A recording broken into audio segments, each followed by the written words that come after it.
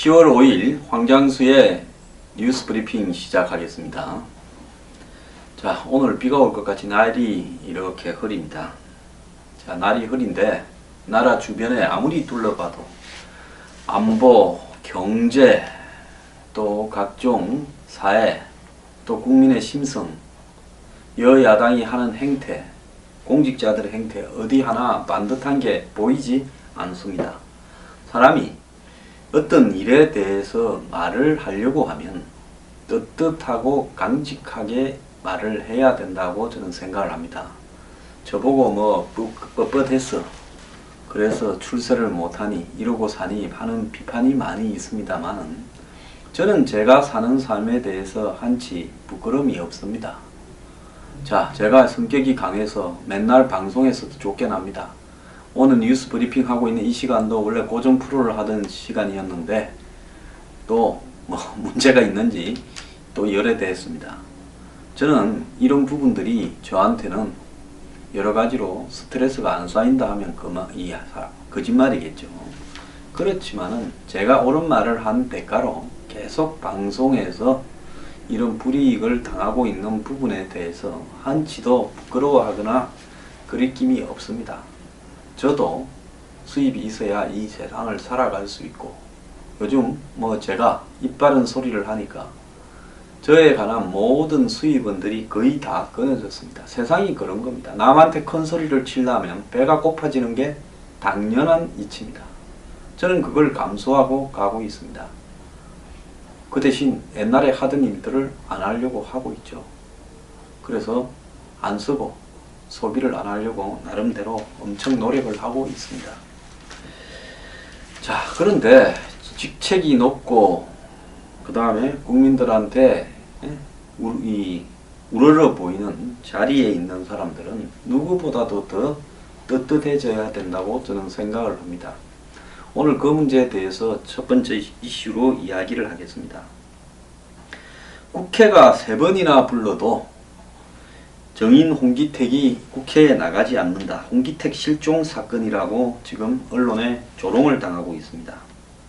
산업은행장까지 하고 임기가 채 3년 임기가 끝나기도 전에 AIIB 부총재 자리까지 갔습니다. 좋은 자리는 다 다니는 사람이 지난번에 청와대 서별관 회의에서 대우조선에 대한 지원을 결정했고 저는 결정한 대로 따랐을 뿐이다 라는 말을 중국에서 한국 특파원과 이야기를 하고, 그것 때문에 결국은 청와대에서 당시 최경환 부총리와 몇몇 청와대 수석 관료들이 대우조선의 수조 원대의 분식회계에도 불구하고 돈을 다시 대출해준 데 대한 논란을 불러일으켰고, 청와대에서 몇 명이 비공식적으로 지원을 결정한 거 아니냐라는 의혹을 불러일으켰는데, 이 사람은 홍기택은 해운조선 구조조정 청문회 정인으로도 출석하지 않았고 27일 날 국감에도 출석하지 않았습니다.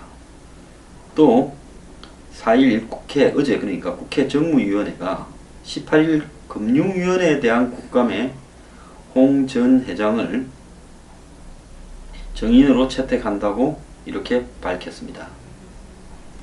그러니까 9월 27일 날 금융위원회 국감에 안 나왔고, 또다시 18일 금융위원회에 대한 종합국감에도 또 불렀는데, 본인은 지금 3개월 이상 종적을 감춘 상태라서 출석 가능성이 없다고 보고 있습니다. 이 사람이 어디 있는지 찾지를 못해서 출석 요구서를 전달할 수도 없습니다. 반포 자택으로 국회가 27일 국감을 앞두고 3차례 출석을 요구하는 출석 요구서를 보냈지만은 본인이나 가족이 없어 전달조차 되지도 않았습니다. 오늘 18일에도 국감에 불출석하면 국회가 동행명령을 내릴 수 있지만 동행명령서를 어디로 보내야 될지도 파악이 안 되는 상황입니다.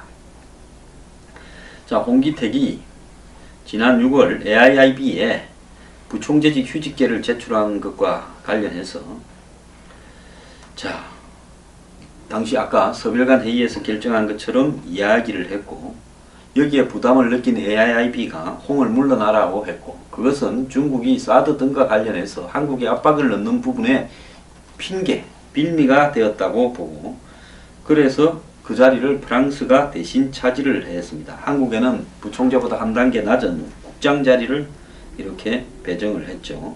한국은 돈을 3조 몇천억을 내고 병신이 됐는데요. 자, 이 사람에 대한 어떤 부분에서 3조 몇천억이 아니에요. 한국이 AIB에 4조 3천억을 냈습니다.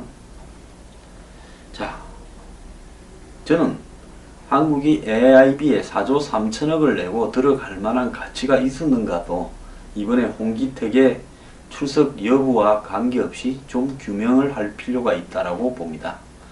애초에 중국이 IMF나 IBRD에 대응을 해서 자기들 중심으로 세계 금융 질서를 재편하고 아시아의 저개발국을 돕는다는 목적 하에 중국에 남아도는 장비나 인프라, 인력 등을 해외로 보내서 수출을 하면서 돈도 벌고, 더 나아가서 중국의 영향력도 과시하고 아시아에서는 ADB 같은 기구를 갖다가 견제하는 그런 목적까지도 포함되어 있는 부분이었죠.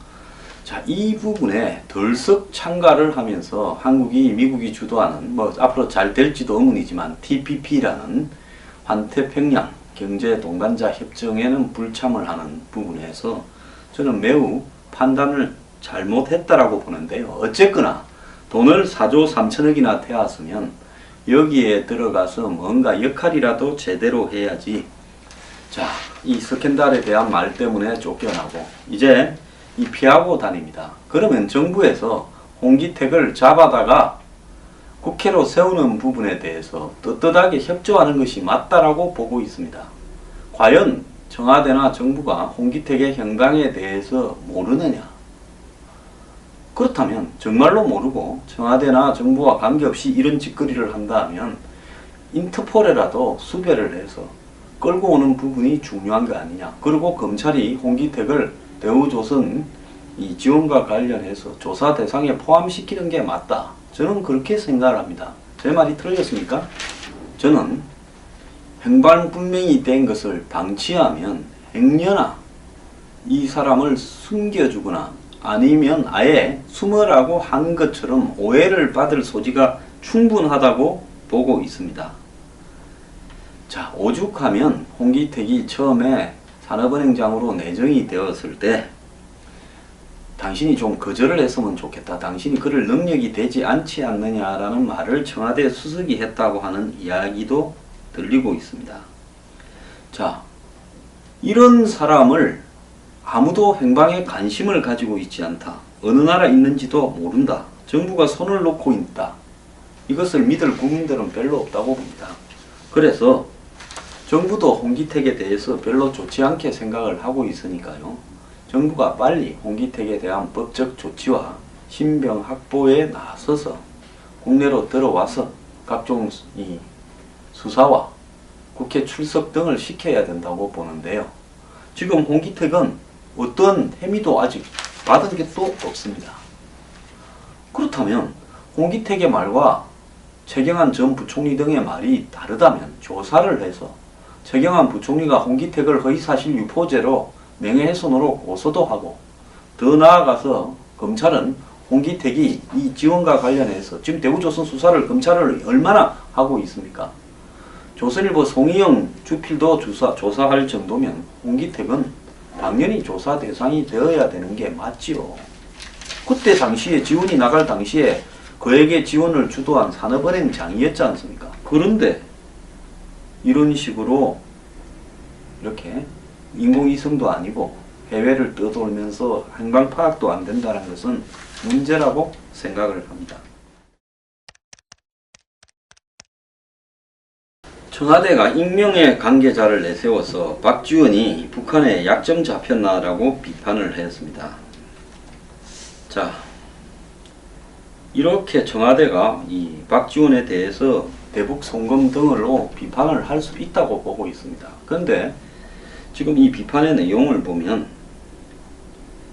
자, 딴 것도 아닙니다. 박 대통령이 북한 주민의 탈북을 권유한 데 대해 북한의 붕괴와 기순을 직접 거론하면 선전포고가 아닐까요? 이렇게 박지원이 이야기를 했고, 이에 대해서 청와대 익명의 관계자가 문화일보를 통해 대북 송금 사건으로 처벌받은 분이 대한민국의 국회의원이 할 수 없는 망발을 쏟아냈다.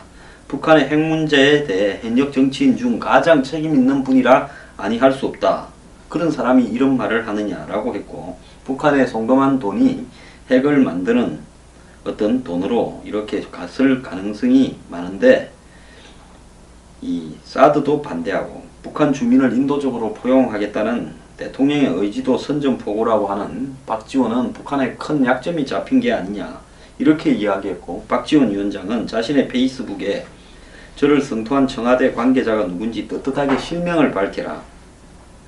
그리고 박지원 북에 약점 잡혔나 묻지 말고 그 사실을 정부가 잘 알 거니까 사실이면 수사해라 하고 이야기를 했습니다. 이에 대해 청와대 측은 박 위원장에 대한 청와대 관계자의 언급이 청와대 공식 입장이 아니다라면서 탈북을 권유하는 대통령 기념사에 대해 선전포고라는 방식으로 발언한 박 위원장에 대해 비판적인 분위기가 청와대에 있는 것은 사실이다. 이렇게 말을 했습니다.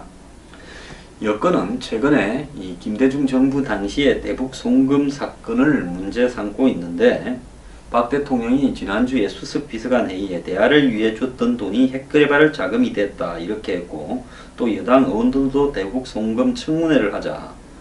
그래서 야당에서는 DJ 대북 송금 문제를 현 정권이 파헤치는 거 아니냐라는 의혹도 제기되고 있습니다. 자, 이 부분에 대해서요, 저는 박지원 이 비대위원장의 대북 송금에 대해서 한번 파헤쳐 보자라는 데 동의를 합니다. 그래서 그것이 핵개발과 관련되었는지, 그 과정에서 의혹은 없었는지 파헤쳐져야 되고, 여태까지 제대로 규명이 되지 않았다고 보고 있습니다. 자, 그런데요, 청와대가 지난번에 우병우 수석 문제 당시에 부패 기득권 세력과 좌파 세력이 연합해서 우병우 수석 문제를 갖다가 터뜨리고 있다라고 이야기했을 때도 청와대 관계자라는 익명을 썼습니다. 박지원을 대해서도 청와대 관계자라는 익명을 쓰고 있습니다. 청와대가 과연 이렇게 익명으로 지속적으로 입장을 외부로 흘리는 것이 옳으냐라는 겁니다. 자, 대부분은 홍보 수석이 그랬을 거라고 생각을 하는데요. 청와대 홍보 수석쯤 되면 대통령과 정권을 위해서 총알바지를 해도 시원찮을 위치에 있는 사람이 이렇게 익명으로 이야기를 할 것 같으면 하지 말아야 되고, 말을 하려고 작정했으면 자신의 실명과 직위를 걸고 말을 해야 된다라는 것을 저는 지적하고 싶습니다. 왜 옳은 말을 하면서도 익명으로 하느냐? 무엇 때문에 그럽니까? 이 정권이 끝나고 나면 자신의 거취를 생각했을 때 겁이 나는 겁니까? 안 그러면 말한 내용이 거짓이라서 그러는 겁니까? 괜히 익명에 숨어서 공갈 한번 쳐보는 겁니까? 박지원에 대한 입장은 옳은 말을 했다고 저는 생각을 하고 있는데요. 이런 식으로 하면 안 됩니다. 홍기택 문제도 이런 식으로 하면 안 됩니다. 떳떳하게요, 일을 처리를 하십시오. 그것이 한국 최고기관 청와대의 역할 아닙니까?